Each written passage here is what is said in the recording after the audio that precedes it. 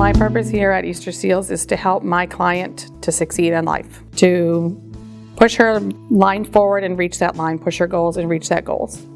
On Monday and Tuesday and Wednesday I have work but for Easterseals, and I go bingo on Thursday, and Friday I go bowling and out to eat.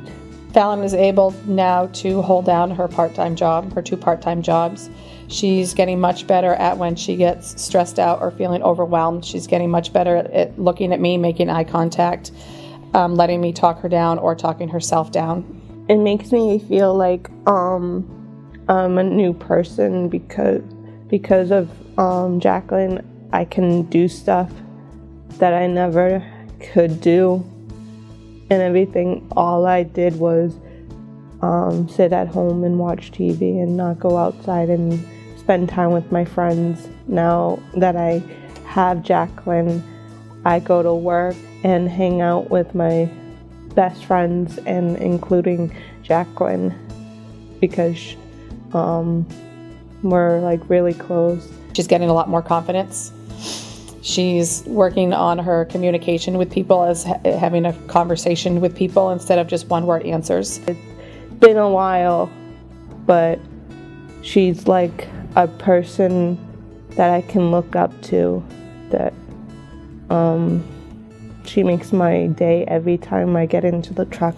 When I was 17, I wanted to not be a part of this life, but now that I met Jaquelyn and my providers and all my friends, I want to be somebody, grow up and make them look at me as a role model. I think a lot of what I've learned is by listening to her is unfortunately the instability that I think a lot of clients have when they're teenagers or even as adults. I'm all for having your staff as a permanent staff if you can. Sometimes it doesn't work out, and I totally, completely understand that.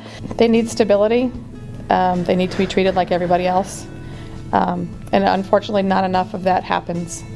And I've just seen how much she has thrived since she's been in this program, and how many doors have opened for her, and how many doors that she's opened for me just by learning by how she deals with things.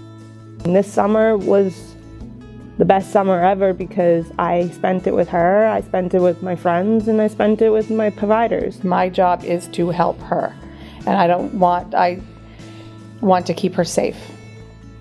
And that's what I strive very hard to do, is keep her safe from outside people and from herself, because she can get down on herself when she doesn't need to, and I don't want her to do that. She's there for a reason, and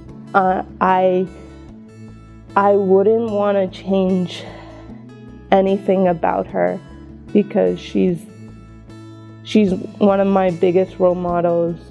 She's like my #1 role model. We do get on each other's nerves, but that's what when you're one-on-one, 6 hours a day, you're going to get on each other's nerves. You just have to figure out, okay, this is what I said, she didn't like it, or this is what she said, I didn't like it. How do we do it next time? How do you switch it next time to make it so that the communication works better than it did this time?